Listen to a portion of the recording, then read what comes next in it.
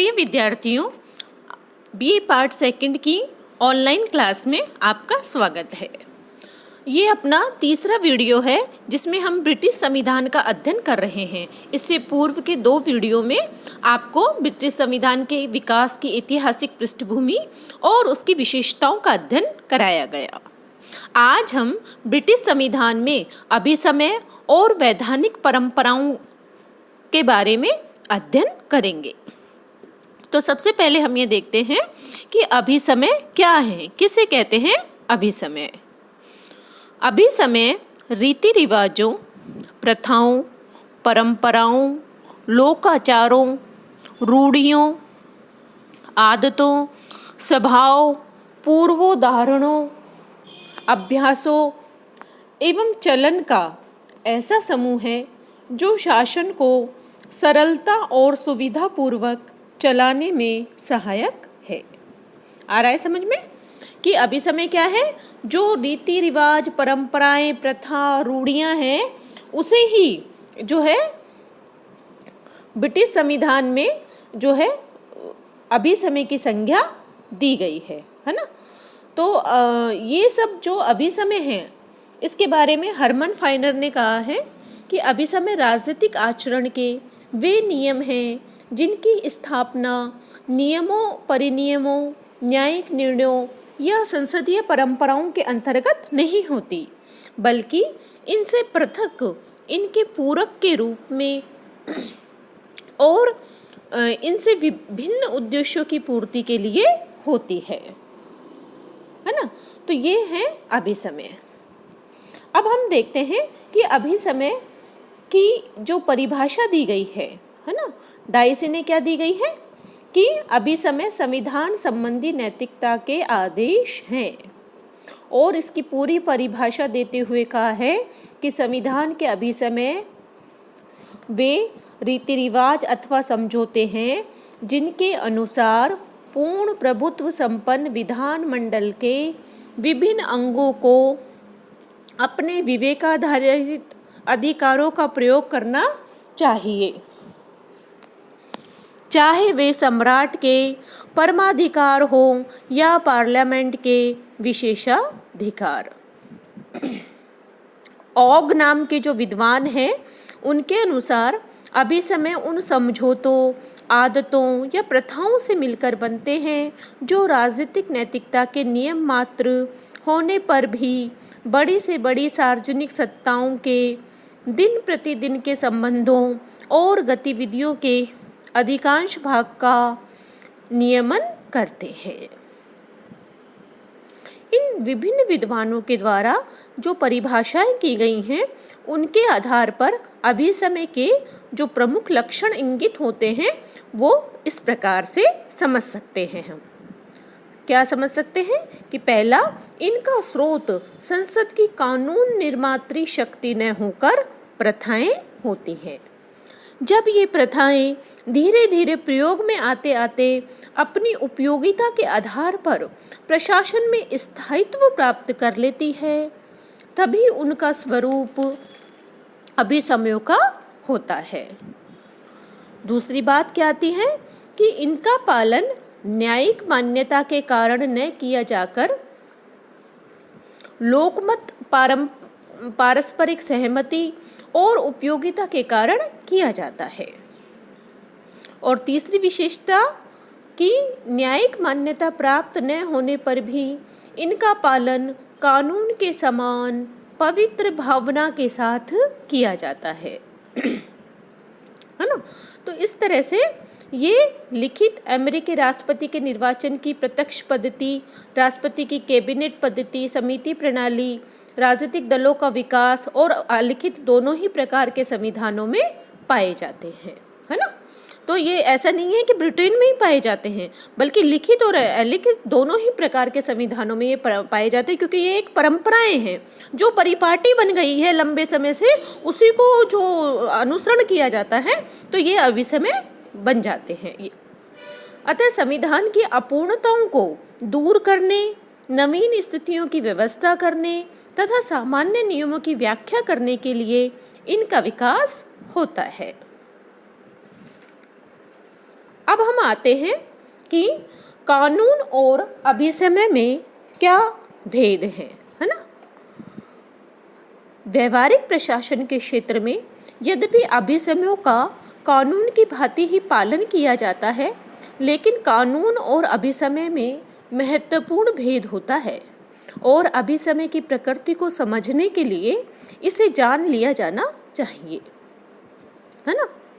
तो सबसे पहले हम देखते हैं भेद कानून और अभिसमय में। पहला भेद है वो है कि कानून जो है वो संसद के द्वारा निर्माण किए जाते हैं, है ना। कानून निर्माती सत्ता की इच्छा के परिणाम होते हैं जिनका निर्माण एक विशेष पद्धति को अपनाकर किया जाता है ना। इसके विपरीत अभिसमय संयोगवश उत्पन्न आचरण के वे नियम हैं जो दिन प्रतिदिन व्यवहार में आने के कारण कानून के समान प्रभावी हो जाते हैं। दूसरा जो अंतर हमें दिखाई पड़ता है वो है रूप के आधार पर, यानी स्वरूप के आधार पर, कि कानून लिखित रूप में होते हैं, अभिसमय अलिखित होते हैं, है ना। तीसरा भेद है निश्चितता के आधार पर, कि कानून में निश्चितता का भाव होता है और उन्हें एक विशेष समय में लागू किया जाता है। अभिसमय अस्पष्ट और अनिश्चित होते हैं और उनके लागू किए जाने का कोई विशेष समय नहीं होता। एक विशेष प्रकार के व्यवहार ने अभिसमय का रूप प्राप्त कर लिया है अथवा नहीं, इसके संबंध में अनेक वाद विवाद भी किया जाता है। और चौथा जो अंतर है वो है स्वीकृति के आधार पर। कानून के पीछे राज्य की प्रभुत्व शक्ति का दबाव होता है ना, और इन्हें न्यायिक संरक्षण प्राप्त होता है। व्यक्ति के लिए कानून का पालन करना अनिवार्य होता है और अवज्ञा करने पर वह दंड का भागी होता है, लेकिन अभिसमय का पालन व्यक्ति की इच्छा पर निर्भर करता है और उल्लंघन करने पर व्यक्ति को दंडित नहीं किया जा सकता। इस प्रकार कानून के पीछे वैधानिक शक्ति का बल होता है, अभिसमय के पीछे मात्र नैतिक शक्ति का। इसी कारण अभिसमयों को राजनीतिक नैतिकता के नियम मात्र कहा जाता है ना। तो इस तरह से जो दोनों का भेद है, किंतु यह भेद क्या है, सैद्धांतिक ही है। व्यवहार में ब्रिटेन में अभिसमय का पालन कानून के समान ही किया जाता है और ये दोनों एक दूसरे के पूरक हैं। जैसा कि आग और जिंक ने कहा है कि परंपराएं कानून के सूखे ढांचे पर मांस चढ़ाने का कार्य करती है, कानूनी संविधान को कार्य रूप देती है तथा उसे प्रगतिशील समाज व राजनीतिक विचारों के अनुकूल बनाए रखती है। ठीक है, तो ये हमारा हुआ कानून और अभिसमयों में अंतर। अब हम देखते हैं कि अभिसमयों का प्रकार कितने हैं या उनका वर्गीकरण किस प्रकार से किया जा सकता है। हालांकि ब्रिटिश संविधान के सभी अभिसमयों की पूरी सूची देना तो संभव नहीं है, किंतु कुछ प्रमुख अभिसमयों का हम अध्ययन करेंगे। जैसे कि हम देखें कि सम्राट से संबंधित जो अभिसमय है ना, राजपद से संबंधित जो अभिसमय है कि राजा जो है वो मंत्रियों के परामर्श से ही कार्य करता है ना। लोक सदन में बहुमत दल के नेता को मंत्रिमंडल बनाने के लिए आमंत्रित करता है तथा उसी को प्रधानमंत्री नियुक्त करता है। सम्राट मंत्रिमंडल की बैठकों की अध्यक्षता नहीं करेगा। प्रधानमंत्री के परामर्श पर कॉमन सभा को वह भंग करता है। सरकार के त्यागपत्र देने पर विपक्ष के नेता को सरकार के निर्माण के लिए आमंत्रित करता है।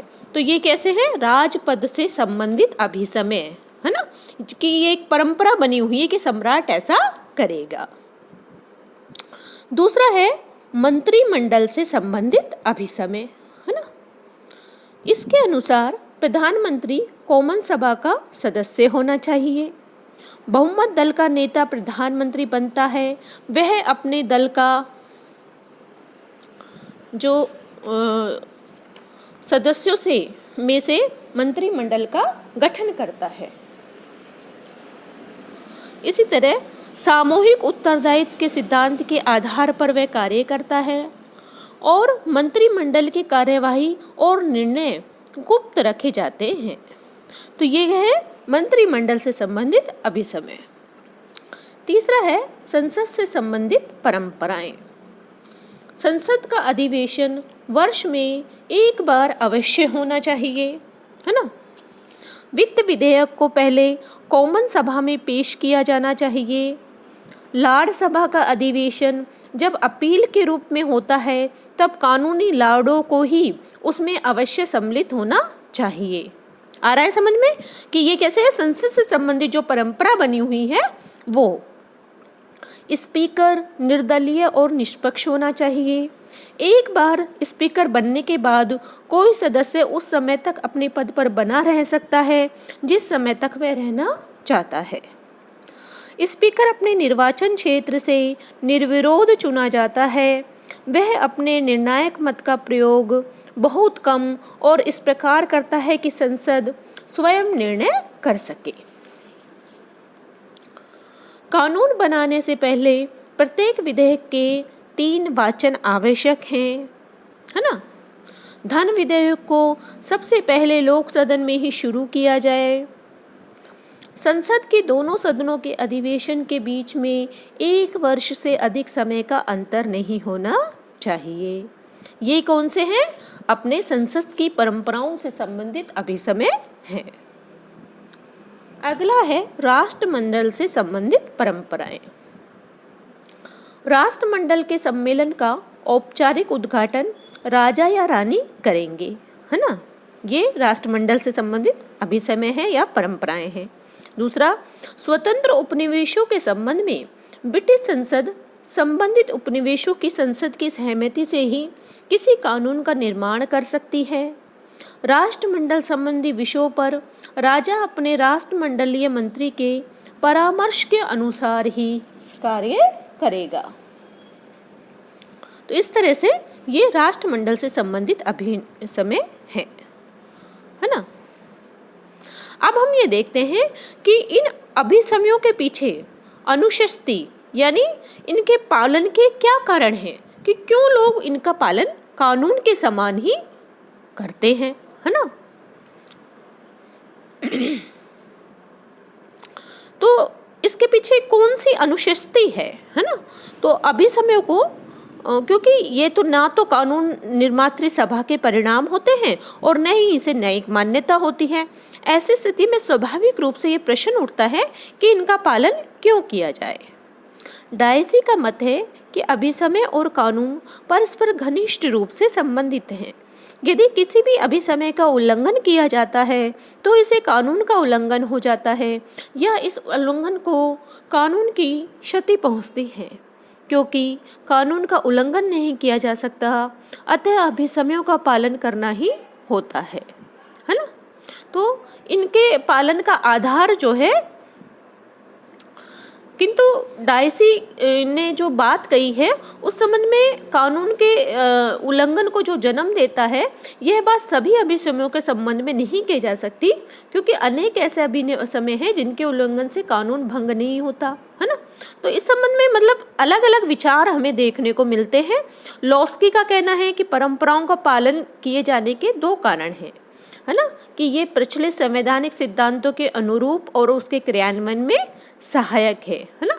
और दूसरा, ब्रिटिश राजनीति के प्रमुख दल देश के आधारभूत राजनीतिक और सामाजिक ढांचे के संबंध में एकमत है, तो है ना। तो अब कुल मिला के बात आती है कि इनका पालन क्यों किया जाता है। तो सबसे पहला है कि इनके पीछे जन स्वीकृति होती है ना, लोकमत की शक्ति। अभिसमयों को वैधानिक शक्ति प्राप्त न होने पर भी इन्हें लोकमत की शक्ति प्राप्त है और यही इनके पालन का प्रमुख कारण है। आ रहा है समझ में? यानी लोग बरसों से इन परंपराओं को मानते चले आ रहे हैं, इनको अपने लिए सही मानते हैं, उचित मानते हैं, इसलिए वो उनका पालन करते हैं। तो सबसे बड़ी शक्ति है लोक की शक्ति, जनता की शक्ति है।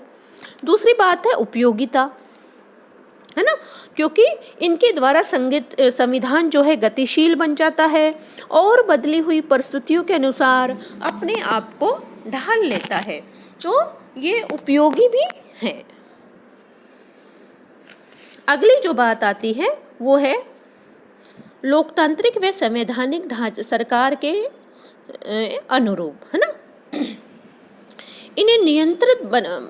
इन्हें निरंतर बनाए रखने में सहायक है ना, क्योंकि ये जो है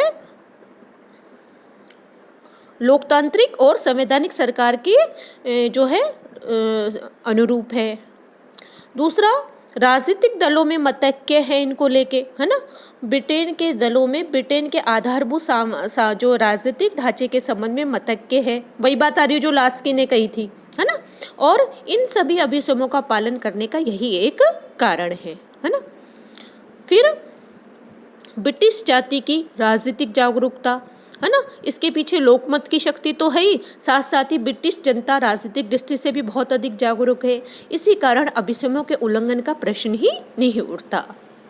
ब्रिटिश जाति के स्वभाव के अनुकूल है। ब्रिटिश लोग परंपरावादी और रूढ़िवादी हैं। वे अभिसमयों का पालन करने के इतने अभ्यस्त हो गए हैं कि उनके हृदय और मस्तिष्क में स्वयं इनका पालन करने की जो है भावना होती है। सम्मान संहिता है ना, कानूनी शक्ति न होने पर भी जनमत की स्वीकृति इनके पीछे रहती है, अतः इनका उल्लंघन होने पर तीव्र जन असंतोष की भावना होती है और मनोवैज्ञानिक अनुशस्ति है ना। क्यों? क्योंकि व्यक्तियों का स्वभाव नियमों का पालन करना है, चाहे वे नियम लिखित हो या अलिखित, क्योंकि अगर वो नहीं करेंगे तो जन असंतोष होगा। तो ये सम्मान की संहिताएं बनी हुई हैं। तो इस तरह से ब्रिटिश संविधान के में जो अभिसमयों हैं उसमें इसके संविधान की आत्मा है ना, और ये ब्रिटिश संविधान के विकास में सहायक है। इसने संविधान को कार्य रूप प्रदान किया है, चाहे वो राजपथ से संबंधित अभिसमय हो, चाहे वो मंत्रिमंडल से संबंधित अभिसमय हो, चाहे संसद से संबंधित अभिसमय हो, है ना। तो इसने संविधान की जो ऐसी परंपराएं स्थापित की हैं जो शासन के संचालन में बहुत अधिक सहायक है। इसी तरह शासन को इसने श्रेष्ठ रूप प्रदान किया है, राष्ट्रमंडल और तथा जनता को संप्रभु बनाया है। तो इस प्रकार ब्रिटेन के संविधान में परंपराओं को बहुत अधिक महत्व प्राप्त है। परंपराओं के कारण ही ब्रिटेन के संविधान में लचीलापन आ गया है ना। जैसा कि हैरिसन ने लिखा है कि संविधान के इस लचीलेपन के कारण ही यह शासन व्यवस्था कई तूफानों का सामना करना पाई है ना। यानी संविधान कैसा बिल्कुल कठोर नहीं हो, इसलिए उसमें परंपराएं भी हैं जो लोग उसको मानते आ रहे हैं, उन ढांचों वो उसको विकास में सहायक है और इसने संविधान में एक लचीलापन भी दिया है। इस तरह से आज के इस वीडियो में हम ब्रिटिश संविधान की में जो अभिसमय, उनका महत्व, उनकी प्रकृति, कानून और अभिसमय में अंतर और संविधान में जो ब्रिटिश शासन प्रणाली में जो विभिन्न अभिसमय के जो प्रकार हैं उनके बारे में हमने अध्ययन किया। आज की वीडियो में हम इतना ही अध्ययन करेंगे। अगला वीडियो जो हमारा होगा वो ब्रिटिश संविधान के ही जो है अगले पहलू से संबंधित होगा। आज की ये ऑनलाइन क्लास मैं शीतल मीना, सह आचार्य राजनीति विज्ञान, बाबू शोभाराम राजकीय कला महाविद्यालय अलवर, यही समाप्त करती हूँ। धन्यवाद।